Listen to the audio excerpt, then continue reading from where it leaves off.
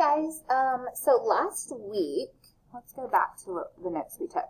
Okay, so last week we took some notes about solutions, but we haven't had the opportunity to really talk about them. You did them a little bit probably in your virtual investigation, but I want to talk about them with you too and take some notes. So last week we wrote that a solution is a liquid mixture in which one substance is mixed evenly throughout another substance.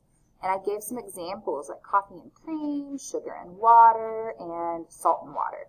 Okay? So, let's go ahead, let's take a few notes together.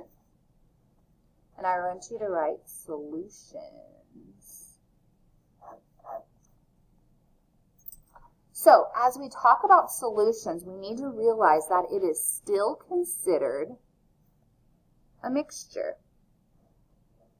Okay, there are two types of mixtures that we need to know about, and you don't have to know these words, but they're still good to know. You might hear them. Okay, there is a heterogeneous mixture. Oops, I forgot the U. There's a U right there. And then there's a homogeneous mixture. Now, we have only talked about heterogeneous mixtures so far. The word hetero right here means, this little prefix means different.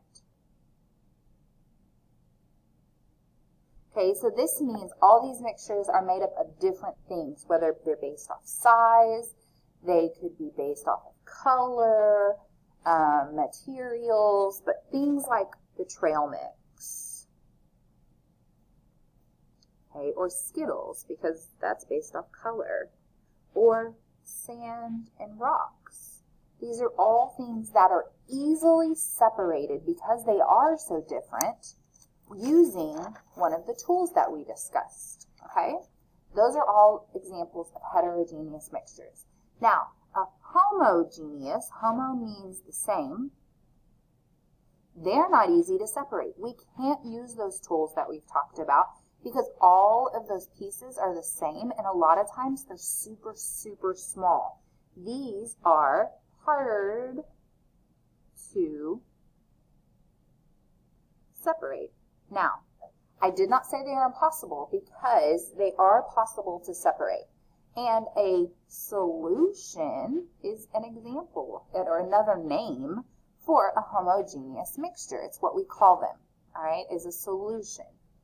Now, let's talk about an example. Let's say we have some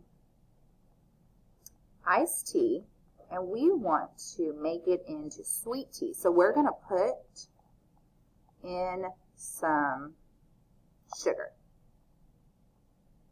Okay, so when we put the sugar into our iced tea, we are creating a solution because that sugar is not just going to stay in there and look like it does when you pour it in. It's going to do something special. It dissolves. It doesn't mean that it disappears. It doesn't disappear. It just breaks down